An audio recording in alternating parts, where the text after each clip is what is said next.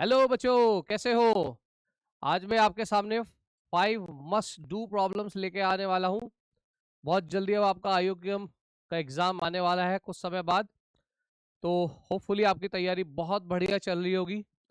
मैं कुछ question select करके लाया हूँ। उस टाइप के क्वेश्चंस का यूज कई बार क्वेश्चंस जो आईयूक्यूएम में आने वाले हैं उनमें आ सकता है। तो आइए एक एक करके उन सभी सवालों को देखते हैं।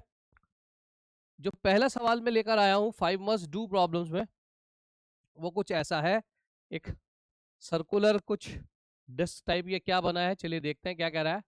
ये कह रहा है कि रिंग बनी हुई है जिसमें 6 स्मॉल सेक्शंस है, 1 2 3 4 5 6। ठीक है भाई, which you are to paint on a wall, है ना। हमें इन सेक्शंस में पेंट करना है।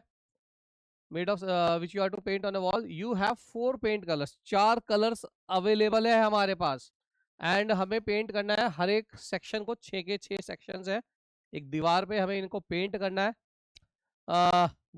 With a colour, solid colour हमारे पास कलर है। Number of ways you can choose the paint section, paint the sections if no two okay. मतलब अगल बगल वाले जो भी हमारे पास कलर है वो सेम नहीं होना चाहिए, दैट इज द क्वेश्चन। देखने में तो बहुत सिंपल सा लग रहा है, सर्कुलर परमुटेशन लगा दें। और कई लोग इसको ऐसे भी लिख सकते हैं कि भैया मैं आंसर लिख दूं कि पहला सेक्शन 4, फिर 3, फिर 3, फिर 3, फिर 3, फिर 3। मतलब कई स्टार्टिंग में सबसे पहले दिमाग में यही स्कीम आती है कि किसी एक सेक्शन को पकड़ लो, उसको बढ़ने के 4 तरीके, फिर 3, फिर 3, फिर 3, फिर 3। लेकिन ये गलत है। तो पहले मैं आपको ये समझा देता हूं कि ये गलत क्यों है, फिर मैं सही अप्रोच पे आऊंगा कि करना कैसे है। प्रॉब्लम क्या है यहाँ पर। अगर मैं इसको इस तरीके से पेंट करने की कोशिश कर रहा हूं जैसे ये बताया गया है कि ये मेरे पास एक सेक्शन है बच्चों, इसमें इसने कुछ पार्टीशन दिए हैं। चलिए इनमें कुछ नंबरिंग कर देते हैं भाई, 1 2 3 4 5 6। मान लीजिए 6 सेक्शन है। अब मेरे मन में आ रहा है कि भाई पहले किसी भी सेक्शन को पकड़ लूं, 4 तरीके से मैं पेंट कर सकता हूं, कोई दिक्कत नहीं है। मान लीजिए मैंने पेंट कर दिया इस सेक्शन को, इसमें हो सकता है रेड कलर आ जाए शुरुआत में क्योंकि आपने 4 तरीके से किया। तो नेचुरल है, बराबर वाले को हमने फिर 3 रंगों से रंगा, क्योंकि अगर मैंने रेड कलर में या कोई और कलर कर दिया 4 तरीके से तो इसको करने के 3 तरीके। फिर हम कहेंगे इसको, क्योंकि यहाँ पे जो कलर आ गया वो यहाँ नहीं आएगा, यहाँ पे जो आया वो यहाँ नहीं आएगा। फिर हमारे मन में आएगा यहाँ पे 3 करते हैं, लेकिन जैसे ही हम ये करेंगे ये गड़बड़ होने की संभावना बढ़ गई। क्यों? क्योंकि इसको भरने के बाद आप लिखेंगे 2 तरीके। ये जरूरी नहीं है इसको भरने के 2 तरीके, क्योंकि अगर मैंने यहाँ रेड किया तो हो सकता है यहाँ पे भी रेड आया हो, तो फिर इसको भरने के 3 तरीके हो जाएंगे। लेकिन अगर यहाँ रेड है और यहाँ ब्लू है तो इसको भरने के 2 तरीके होंगे। तो इसलिए क्या करूं मैं, ये वाली जो टेक्निक है वो मेरे काम की नहीं है। समझ में आ गई गलती का है। जैसे मैंने अगर यहाँ पे रेड रखा होता, यहाँ पे रेड रखा होता तो इसको भरने के 3 तरीके होते। लेकिन अगर यहाँ रेड है, यहाँ ब्लू है, तो इसको भरने के मेरे पास 2 तरीके होते। तो अब मैं 3 लिखूं या 2 लिखूं तो ये तो कंफ्यूजन हो गया भाई। तो फिर क्या करें, देखते हैं भाई कैसे करेंगे अब इसको क्वेश्चन को।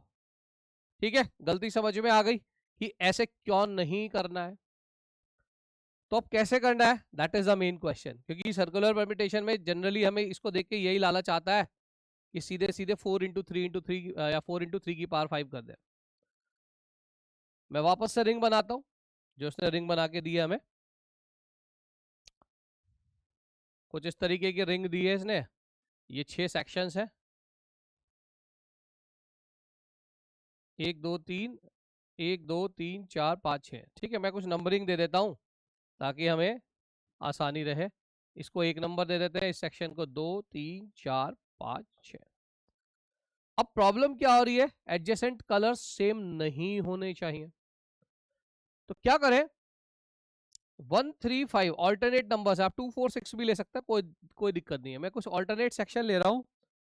क्या हो सकता है कि ये तीनों कलर सेम हो सकते हैं, पहली पॉसिबिलिटी ऐसी हो सकती है। मैं अलग अलग पॉसिबिलिटीज में बांट रहा हूं। अगर ये तीनों के कलर सेम है तो फिर क्या तरीका है, मैं ऑल्टरनेट सेक्शन भर रहा हूं। जैसे ही ऑल्टरनेट भरूंगा तो बीच वालों को भरने के लिए मेरे पास इजी काम हो जाएगा। तो उनको कुछ नंबर दे दे रहा हूं। Let let the sections in the ring are marked 1 2 3 4 5 6। मैंने इनको 6 नंबर्स मार्क कर दिए। मान लीजिए मैंने 1 3 5 ऑल्टरनेट सेक्शन में सेम कलर हो सकता है, तीनों में सेम हो या किसी दो में सेम हो या तीनों में डिफरेंट हो, तीन ही केस होंगे। उससे मेरे लिए क्या होगा, इजी हो जाएगा बीच के सेक्शंस भरना। मान लीजिए मैंने 1 3 5 भर दिया तो 2 4 6 को भरने के मेरे लिए आसान हो जाएगा तरीका। तो पहला case, case 1, late section 1 3 5 are painted with same color, are painted with same color। तो अगर ये सेम कलर से पेंटेड है तो इस रिंग को कलर करने के कितने तरीके हो गए? Therefore ways to color ring, क्या लिख दूं? जो मेरे पास ऑल्टरनेट सेक्शन है 1 3 5 उनको भरने के कितने तरीके हैं? पहले किसी भी सेक्शन को भर दो 1 3 या 5 में से 4 तरीके से, फिर बाकियों को भरने का एक एक तरीका, क्योंकि मेरे को सेम कलर रखना है। अब बचा क्या मेरे पास? बाकी के सेक्शंस। बाकी के सेक्शंस मतलब 2 4 6। मान लीजिए 1 3 5 में मैंने रेड कलर रख दिया तो बीच वाला सेक्शन 2 को भरने के अब 3 तरीके हैं मेरे पास, बाकी के कोई भी 3 कलर यूज कर सकता हूं, 3 4 में भी और 6 में भी। तो रिमेनिंग हर एक सेक्शन को भरने के मेरे पास कितने तरीके होंगे बच्चों? 3। तो क्या मैं लिख दूं? Into 3 into 3 into 3। ये बात समझ में आती है? When alternate sections have the same colour 1 3 5 2 4 6 भी लिख सकते थे क्योंकि सर्कुलर है तो कोई फर्क नहीं पड़ेगा। तो ये कितना आ गया? 108 तरीके तो ये आ गए, है ना, 27 इंटू 4, जब 1 3 5 सेक्शंस जो थे वो सेम कलर के थे। दूसरा केस क्या करूं? अब 1 3 5 जो सेक्शंस है उनमें से क्या करूं मैं? किन्हीं दो में सेम कलर हो और तीसरे में डिफरेंट हो। Out of section 1 3 5 2 are painted with same color।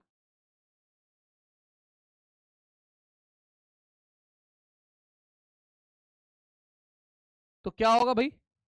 ways to paint the ring, ways to paint the ring क्या होगा बच्चों?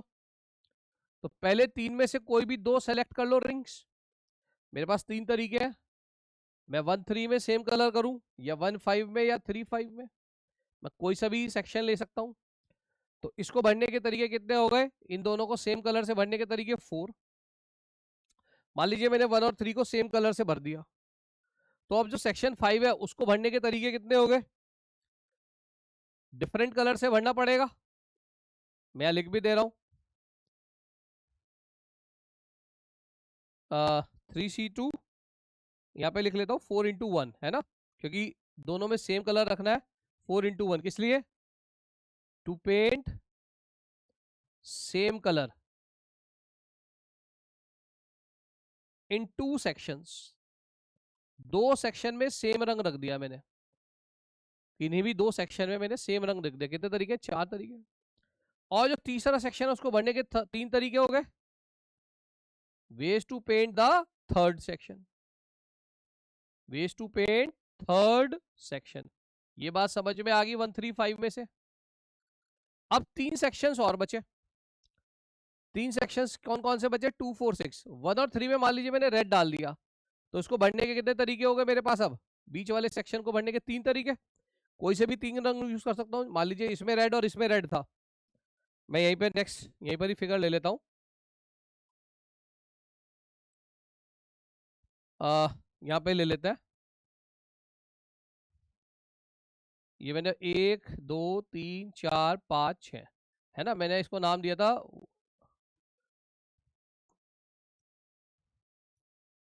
यहाँ पे मैं कलर कर देता हूँ। मान लीजिए मैंने इसको रेड रेड कर दिया, ठीक है, और तीसरे वाले को मैंने ब्लू कर दिया। ये करा ना मैंने 4 इंटू 3। अब ये बीच वाला जो सेक्शन था 2, इसको मैंने नाम क्या क्या दिए थे, इसको 2 दिया है, इसको 4 दिया है, इसको 6 दिया है। तो 2 को पेंट करने के कितने तरीके हैं मेरे पास? 3 तरीके हैं। I can use any of the colours. ये बात समझ में आ रही है? यहां मैंने रेड, यहां मैंने रेड, तो यहां पे कौन से कलर आ सकता है बचे 3 में से? इसी प्रकार अब मैं अगर सेक्शन 4 और सेक्शन 6 की बात करूं तो बताओगे बच्चों उसको भरने के कितने तरीके हैं? 2, क्योंकि 2 कलर यूज हो चुके हैं। तो क्या मैं इंटू टू लिख दूं? ये क्लियर है? क्योंकि यहाँ पे रेड है, यहाँ पे ब्लू है, तो इसके बीच में अब 2 कलर्स बचे, यहाँ पर भी 2 कलर बचे। कितना आ गया? 12 इंटू 9 इंटू 4, यानी कि 108 इंटू 4, 432 तरीके तो ये आ गए। This is 482, sorry 432। Second case का 432 तरीके आ गए। ये बात समझ में आ गई?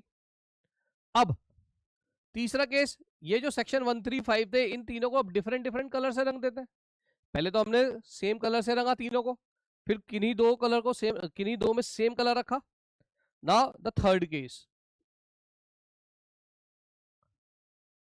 Section 135 are painted with different colours. तीनों में अलग अलग कलर भर दिया हमने। अब कितने तरीके हो गए? Therefore, ways to paint the ring. कितने तरीके से भर सकता हूं रिंग को मैं? Let's draw the ring again. ये रिंग थी अपने पास, 1 2 3 4 5 6। मैंने कुछ नंबरिंग दी थी इनको, 1 2 3 4 5 6। तो 135 की बात कर रहे हैं, तो 1 को भरने के 4 तरीके, 3 को भरने के 3 तरीके, 5 को भरने के 2 तरीके। फॉर एग्जाम्पल मान लीजिए मेरे पास 4 रंग थे, मैंने इस पे कोई एक रंग कर दिया से रेड, फिर मैंने एक कलर ब्लू लिया था, मान लीजिए इस पे ब्लू कर दिया, और फिर मैंने 5 को किसी तीसरे रंग से रंग दिया, से मेरे पास था वो ग्रीन, तो मैंने इसको ग्रीन कर दिया। कलर्स मेरे पास 4 ही हैं, तो अब नेचुरल है 1 और 3 के बीच वाले को भरने के कितने तरीके होंगे? 2, क्योंकि 2 ही कलर्स बचे। 5 और 3 के बीच वाले को भी 2, और 5 और 1 वाले के बीच वाले को भी भरने के 2 तरीके। तो क्या मैं इंटू 2 क्यूब लिख दूं? इंटू 2 इंटू 2 इंटू 2 कितना आ गया? 12 इंटू 16, विच गिव्स यू 192। तीनों केसेस कवर हो गए। मेरे पास 3 थे, तीनों केसेस कवर हो गए। समझ में आ रही है बात? पहले मैंने क्या किया, तीनों में सेम कलर कर दिया, फिर किन्हीं 2 में सेम कलर कर दिया, फिर लास्ट में मैंने तीनों में ही डिफरेंट कलर कर दिया। तो रिक्वायर्ड वेज क्या हो गया? रिक्वायर्ड वेज टू पेंट, क्या लिख दूं बच्चों?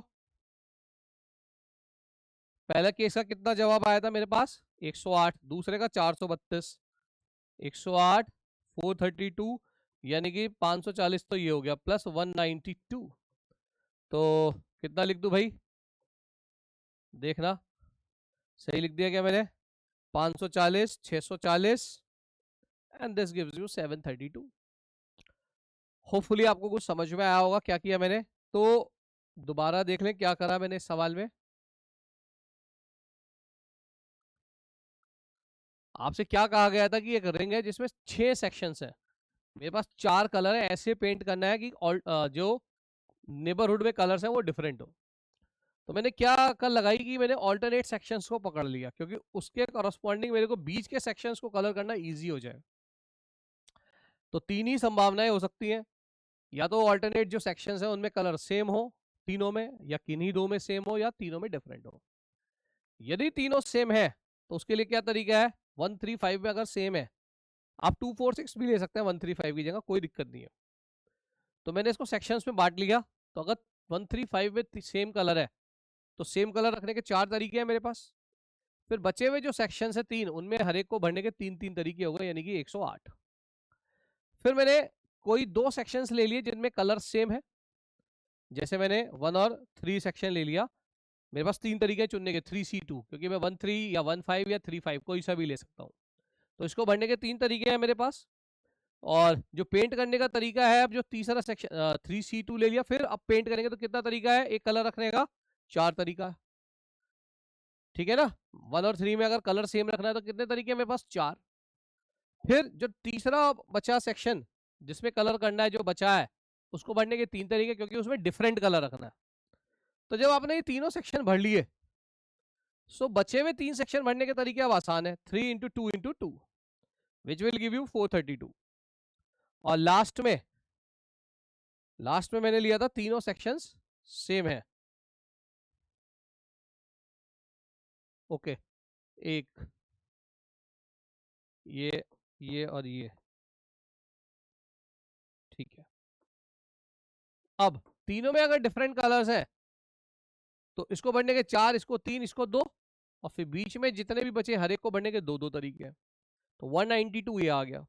इस पूरे को ऐड कर ले तो आपके पास कितना आ रहा है? 732 आ रहा है। ठीक है।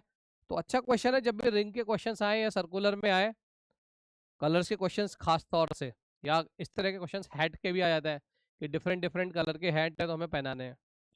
ठीक है। अगर 5 होते हैं तब तो आसानी से हो जाता, 4 होता रिंग्स में, लेकिन जैसे बड़ी क्वांटिटी आई सोचना पड़ेगा। ठीक है। तो जब भी इस तरह के क्वेश्चन आए सोच समझ के करें। तो लिख लें, फिर नेक्स्ट क्वेश्चन पे जा रहा हूँ उसके बाद में, जल्दी से लिख लें इसको। तो एक प्रॉब्लम तो इस टाइप के आने की संभावना है, या एक कॉन्सेप्ट काम में आ जाए। फिर एक बाइजेक्शन का क्वेश्चन, मतलब एक क्वेश्चन लिया कुछ भी बाइजेक्शन का, मुझे को जस्ट कॉन्सेप्ट टच करना है। ये भी अच्छा क्वेश्चन है। क्या कह रहा है? एक पर्सन को जाना है ए से डी पे, इस कॉर्नर से इस कॉर्नर पे जाना है, लेकिन कुछ ग्रिड प्रॉब्लम में है ये, बेसिकली शॉर्टेस्ट पाथ वाली। इसमें एक रेस्ट्रिक्शन लगा दी कि वो बंदा एन से पास नहीं करेगा। ये जो पॉइंट है यहाँ से डेंजर पॉइंट है इसके लिए, यहाँ से क्रॉस नहीं करेगा वो। तो कितने तरीके से वो ए से डी पे जा सकता है विदाउट क्रॉसिंग एन? कुछ तरीके हो सकते हैं करने के, जिसमें से मैं एक तरीका आपको बताने जा रहा हूँ। तो बेसिकली क्या है, उसको एम से जाना है, एम उसके लिए फेवरेबल रास्ता हो गया। तो अगर एम पे जाना है तो ऑब्वियस सी बात है वो एन से तो पास कराना नहीं है। तो अगर एम पे पहुंचना है तो पहले पी पे पहुंचना पड़ेगा। क्या मैं ये ऐसा बोल सकता हूँ? क्वेश्चन बहुत इजी सा है, लेकिन कॉन्सेप्ट थोड़ा सा आना चाहिए। तो अगर मैं किसी तरीके से ए से पी पे पहुंचने का रास्ता निकाल लूं और फिर एम से डी पे पहुंचने के तरीके निकाल लूं, तो I will get the answer. ठीक है। तो ए से पी पे पहुंचने के कितने तरीके हैं बच्चों?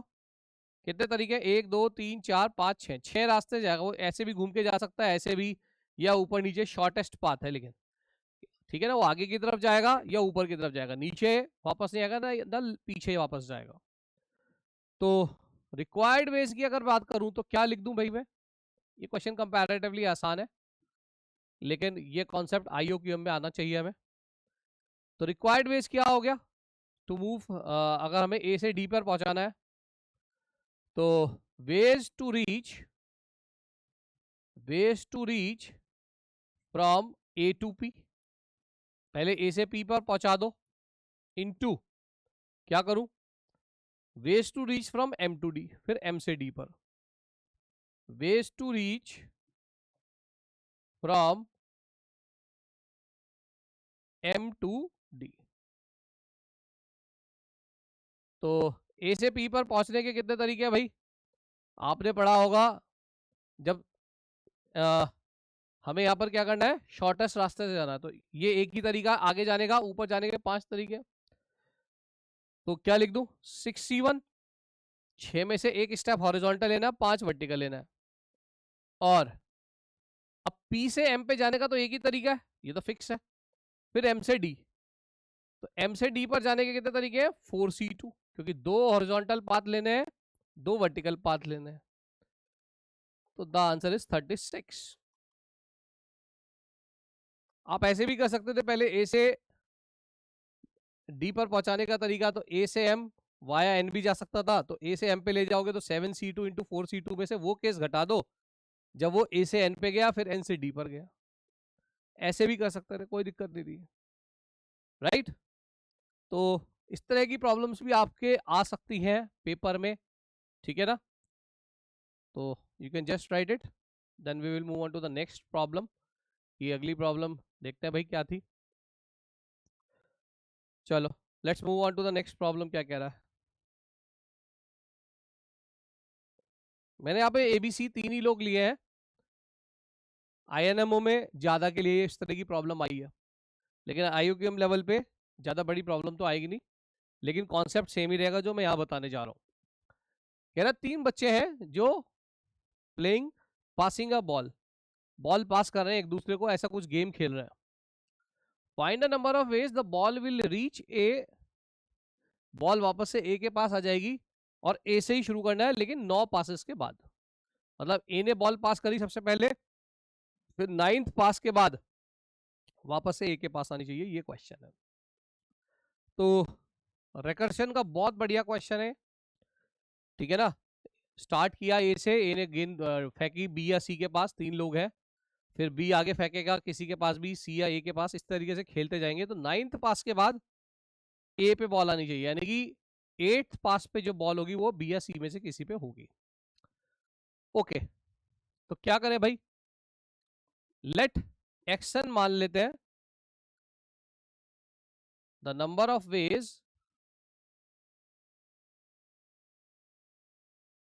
Ball will reach to A after nth pass. आखिरी में जो मैंने nth पास करा, nth पास के बाद बॉल ए के पास पहुंच जाती है। इसी तरीके से लेकिन हो भी सकता है कि भाई बॉल बी एस सी के पास भी पहुंच सकती थी, उसको वाई एन नाम दे देते हैं। It is a number of ways ball will reach to any one of B और सी आफ्टर nth पास। ठीक है भाई, बॉल बी या सी के पास भी जा सकती थी, ठीक, दोनों के लिए वाई एन तरीके हैं। अगर मैं एक्शन की बात करूं तो एक्शन को क्या लिख दूं, एक्शन यानी कि nth पास के बाद बॉल ए के पास आएगी, तो उससे पहले यानी कि n-1 पासेस हो चुके होंगे। n-1 पास के बाद बॉल किसके पास रहेगी, या तो बी के पास या सी के पास। तो क्या लिख दूं, yn-1 प्लस yn-1, है ना। After n-1 passes the ball is with B, इसका मतलब ये हुआ ball is with B after n-1 passes। क्या मेरी बात समझ पा रहे हो। आखिरी में जब गेंद ए के पास आनी है तो यानी कि 2 लड़के और बचे हैं, तो या तो बी के पास होगी बॉल या सी के पास होगी। सिमिलरली इस yn-1 का मतलब क्या हो गया, बॉल इज विद सी।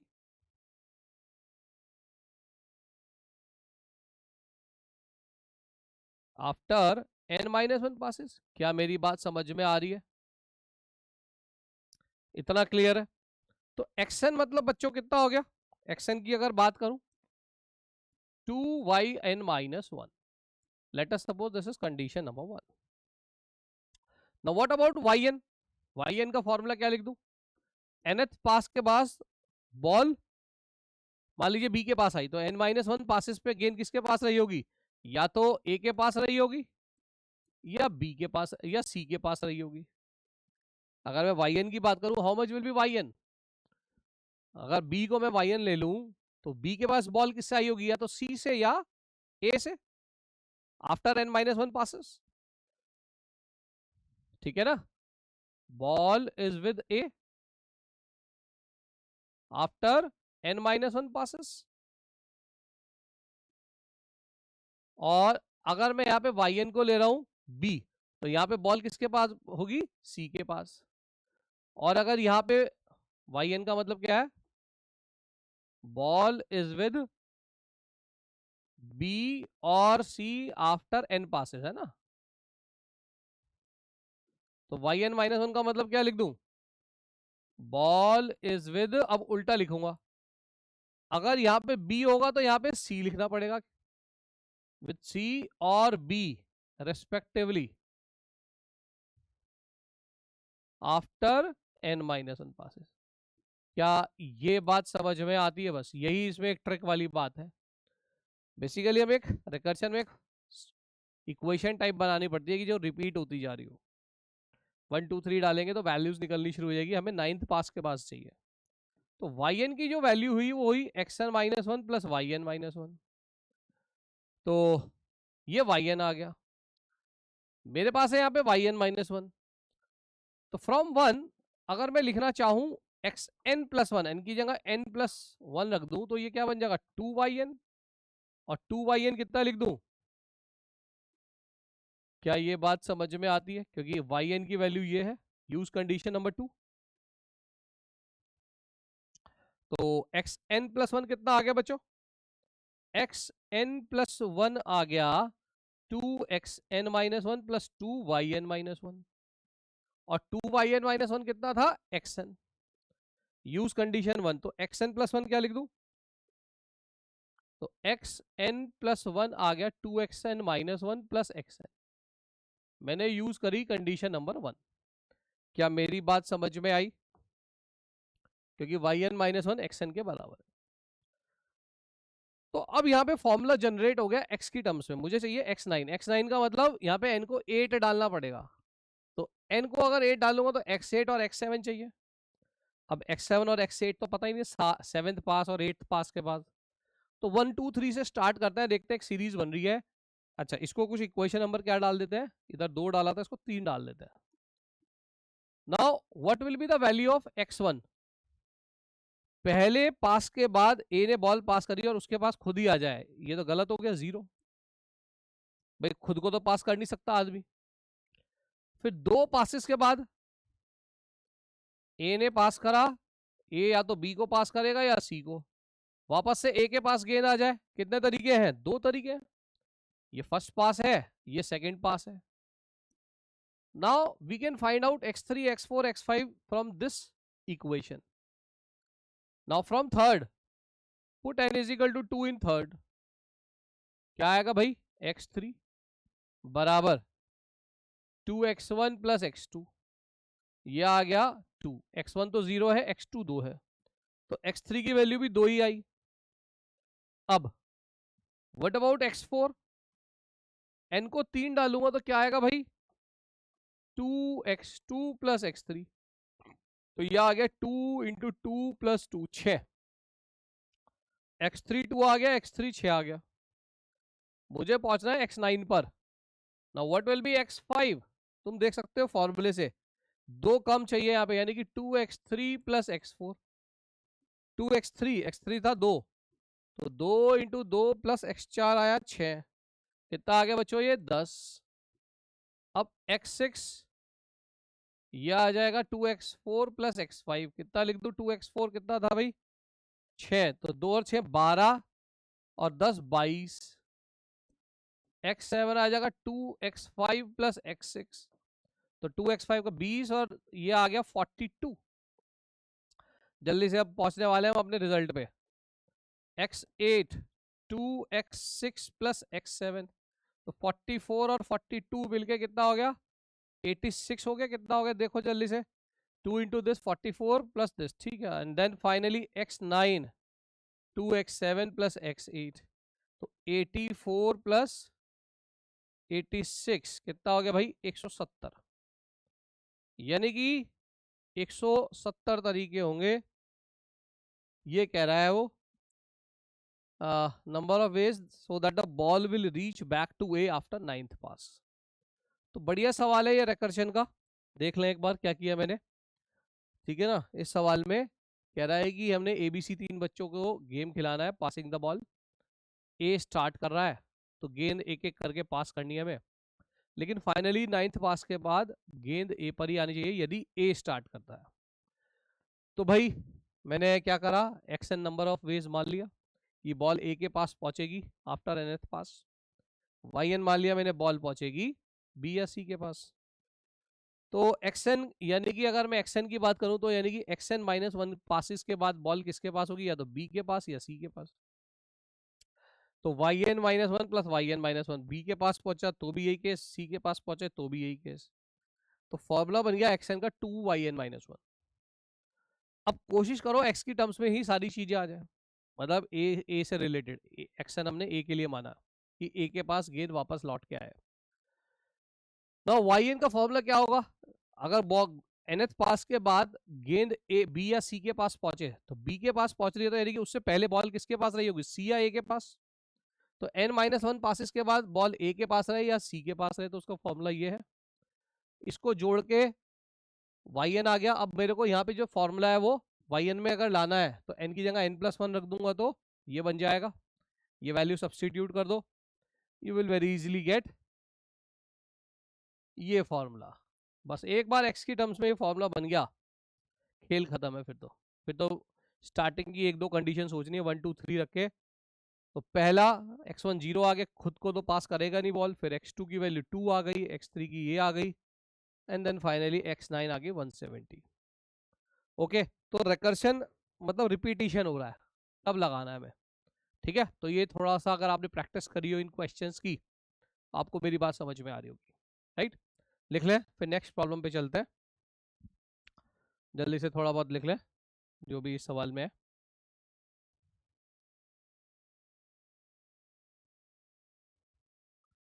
चलिए, let's move on to the next problem. क्या है भाई?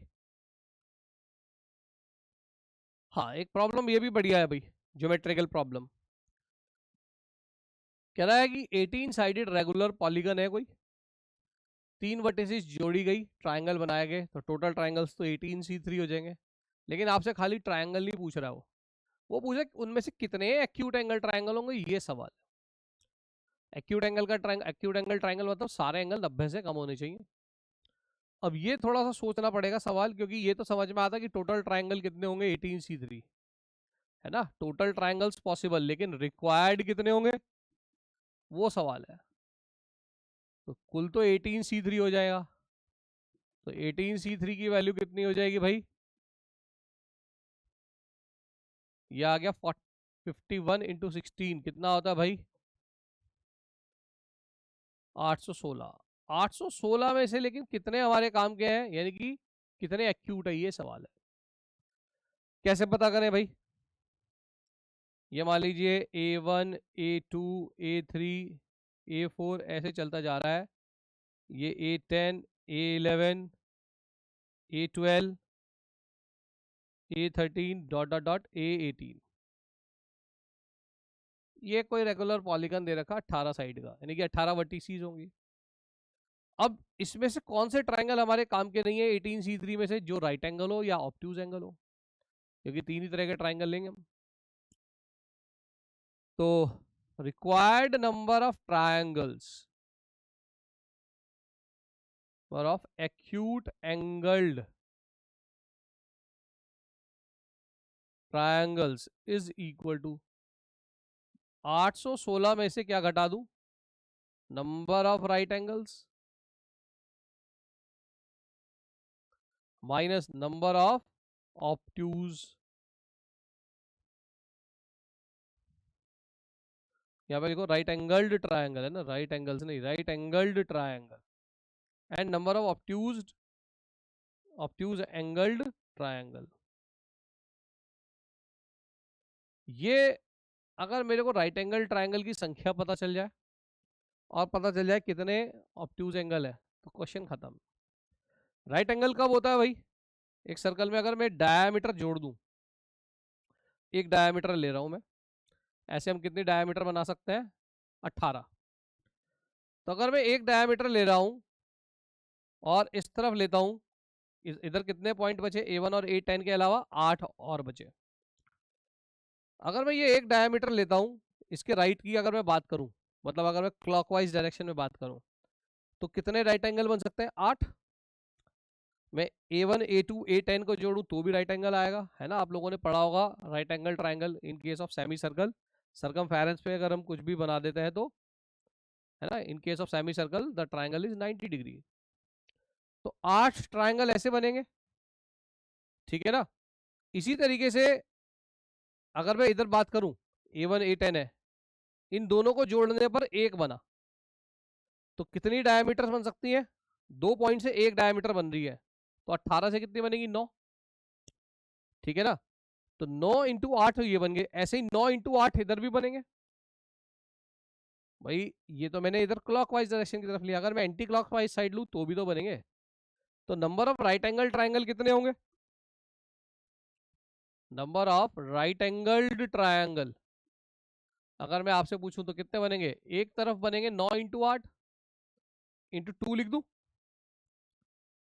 क्योंकि डायमीटर कितनी बनेगी मेरे पास 9 इंटू 8 इंटू 2 ट्राइंगल बन जाएंगे, क्योंकि A1 A10 ले रहा हूं तो एक डायमीटर A10 भी यूज हो गया, A1 भी यूज हो गया, 2 पॉइंट से एक डायमीटर आ रहा, तो 9 इंटू 8 इंटू 2 कितना आ गया ये 144, तो राइट एंगल ट्राइंगल बनेंगे।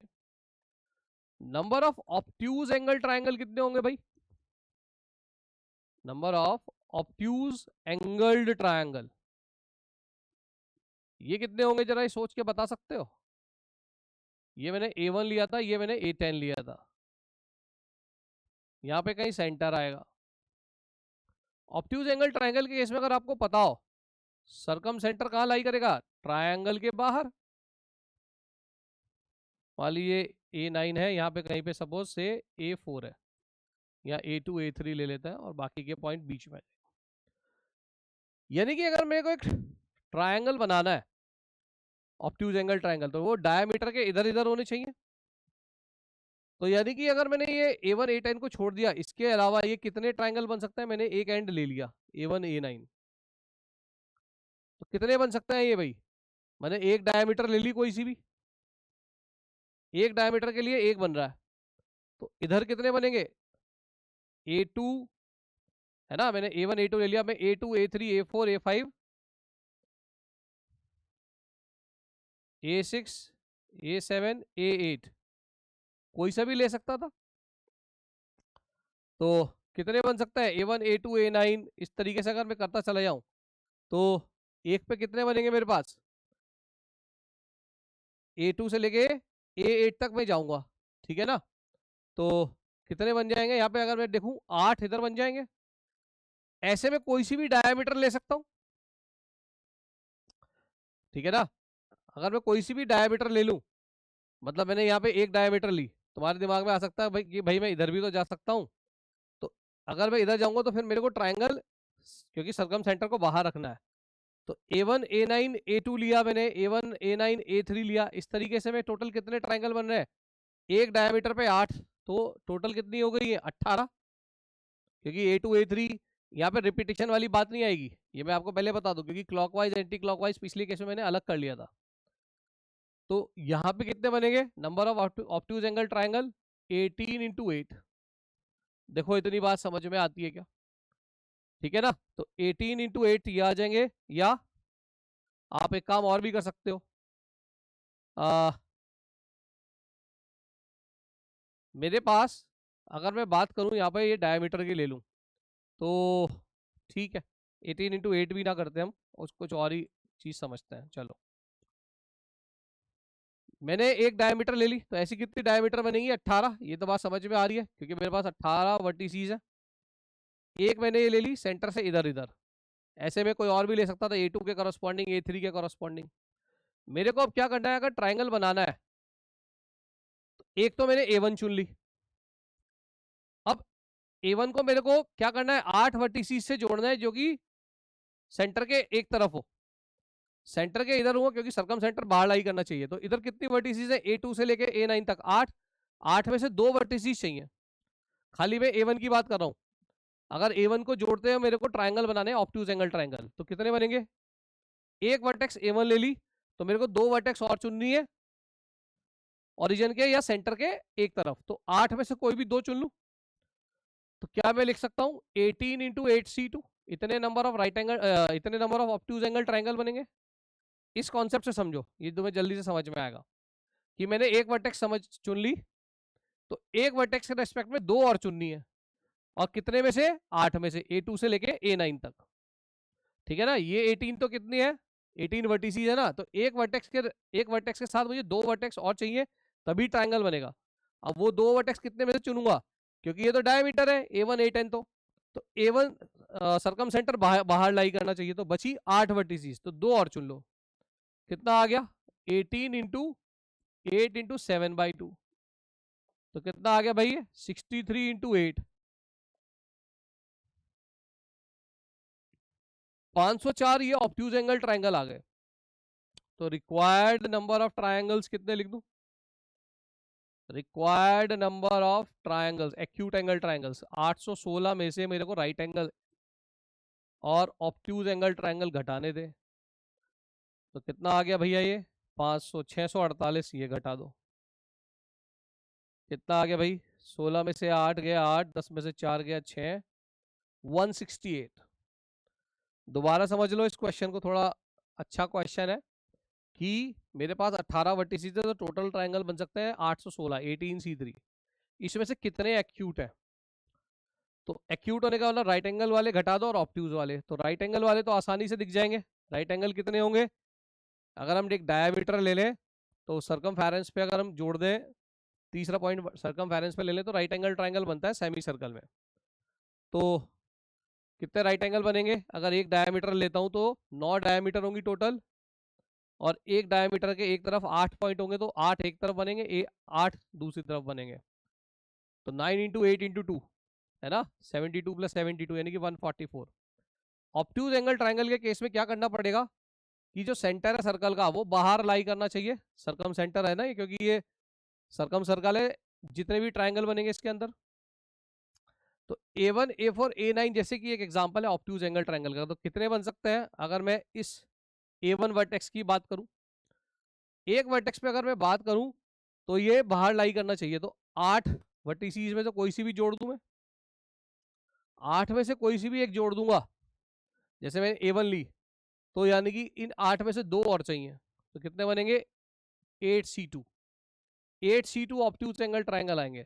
मैंने इस तरफ नहीं लिया, क्योंकि इस तरफ लोगे तो रिपीटेशन, फिर वो रिपीट हो जाएंगे। जब आप A4 वाला ट्रायंगल लोगे तो फिर से काउंट हो जाएगा, क्योंकि जब आप ये वाली A4 वर्टेक्स लोगे तो वो सारे ट्रायंगल दोबारा काउंट हो जाएंगे। इधर वाली वर्टेक्स लोगे तो उसके साथ भी काउंट हो जाएंगे। तो मैं एक ही साइड से चलता जा रहा हूँ। तो 18 इंटू 8C2, 504 ये बने। तो टोटल में से ये दोनों केसेस घटा दो, you will get the answer. ठीक है, तो लिख ले। फिर नेक्स्ट प्रॉब्लम पे चलते हैं। एक और प्रॉब्लम मैं आपके लिए लेकर आया हूँ। ये कंपैरेटिवली ठीक ठाक प्रॉब्लम है, ज़्यादा डिफिकल्ट भी नहीं है।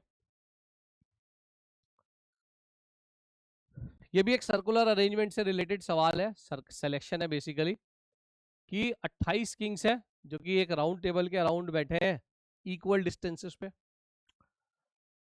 3 kings are required to release a queen from the dacoits. ठीक है, 3 लोग हैं, ये 3 राजा चुनने हैं जिनको एक रानी को छुड़वाना है चोरों से या डकैतों से। Then the number of ways in which the selection can be made so that no 2 kings are adjacent. हमें 3 राजा लोगों को चुनना है, उनमें से कोई भी 2 कॉन्जिक्यूटिव या एडजेसेंट नहीं होने चाहिए, और ना ही डायमेट्रिकली अपोजिट होने चाहिए। हमें ऐसे 3 लोगों को चुनना है। जनरली हम इस तरह के सवाल तो करते हैं कि 3 चीजें चुननी है, कोई भी 2 कॉन्जिक्यूटिव ना हो, लेकिन यहाँ पे साथ में डायमेट्रिकली भी है। तो एक पॉइंट ये भी ध्यान रखना। तो विदाउट एनी रेस्ट्रिक्शन अगर बात करूं, टोटल वेज कितने हैं सेलेक्ट करने के 3 राजाओं को? Total ways to select 3 kings, अगर कोई पाबंदी ना हो तो 28C3, यानी कि 28 इंटू 27 इंटू 26/6 कितना आ गया भाई? 13। तो 117 इंटू 28, 6 5 13 1 9, और ये आ गया भैया 234। तो 6 7, टोटल तरीके तो 3276 है अगर मेरे को कोई रेस्ट्रिक्शन ना हो। लेकिन कंडीशन तो आपको पता ही है कि कोई भी 2 कॉन्जिक्यूटिव नहीं होने चाहिए। अब इसको करने के कुछ तरीके हो सकते हैं, जिसमें से मैं एक तरीका आपको बता रहा हूँ। वही तरीका लगाते हैं कि भाई क्या क्या नहीं हो सकता। इसमें से वो केस घटा देंगे जो हमारे काम के नहीं है, मतलब रिक्वायर्ड वेज 3276 में से वो केस घटा दो जब तीनों किंग्स कॉन्जिक्यूटिव हो। All 3 kings selected are adjacent, तीनों एडजेसेंट हो, या कॉन्जिक्यूटिव ही लिख लो क्योंकि कंफ्यूजन है, एडजेसेंट 2 ही होते हैं। तीनों कॉन्जिक्यूटिव हो या कोई 2 कॉन्जिक्यूटिव हो, माइनस 2 किंग्स कॉन्जिक्यूटिव एटलीस्ट, तो नहीं खाली 2 किंग्स, ओनली 2 किंग्स कॉन्जिक्यूटिव, तीसरा कहीं भी आ सकता है, डायमेट्रिकली ऑपोजिट भी आ सकता है, नहीं भी आ सकता है। तीसरा कोई भी दो कॉन्जिक्यूटिव ना हो लेकिन कोई एक डायगोनली ऑपोजिट हो। नो टू कॉन्जिक्यूटिव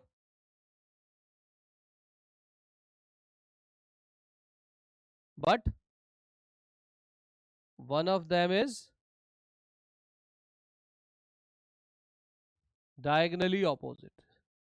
ये सारे केस घटा दो तो अपना काम बन जाएगा। क्या मेरी बात समझ में आती है? Is it okay? टोटल में से वो केस घटा दो जब तीनों कॉन्जिक्यूटिव हो। तीनों कॉन्जिक्यूटिव तो बहुत आसान से आ जाएंगे। जब तीनों किंग्स कॉन्जिक्यूटिव है तो उसके तरीके तो 28 होंगे, है ना? ये बात समझ में आ रही है? पहले तो ये याद रखना भाई। एक तो ये हमारे काम का है 3276, उसमें से फिर हम वो केसेस घटा देंगे जो हमारे काम के नहीं है। ठीक है ना? तो all three kings are consecutive, इसके तरीके कितने होंगे? All three kings consecutive, ways to select क्या लिख दूं? कितने तरीके हैं? 28 लिख दूं? तीनों कॉन्जिक्यूटिव है। Only two consecutive, then ways to select 28 into. अब तीसरा कंजिगेटिव नहीं आना चाहिए। अच्छा चलो भाई, फिगर अगले अगले पेज पे ये बना लेता है। मान लेते हैं ये P1 P या किंग है तो बहुत सारे K1 K2 K3 ऐसे लिख लेते हैं भाई।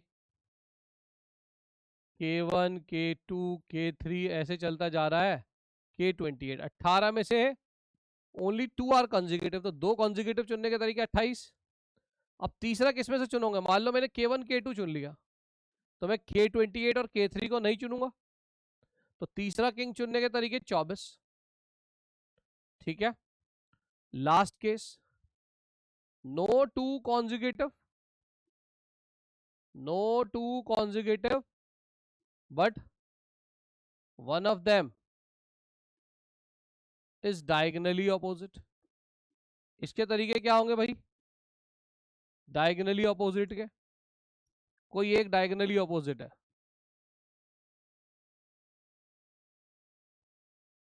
क्या करूं?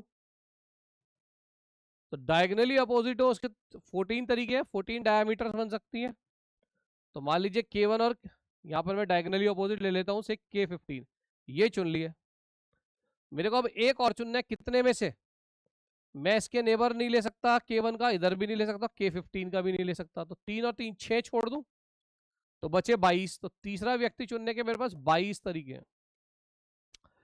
तो ये केसेस मेरे काम के नहीं है, इनको मैं घटा दूंगा। तो 44 और 14 into this is 28, this is 28, 308 ये हो गया। और कितना आ गया रिक्वायर्ड वेज? रिक्वायर्ड वेज, हाँ भाई, क्या आया था पहला स्टार्टिंग में? हमारे पास आया था 3276। तो 3276 में से क्या क्या घटा दो भाई?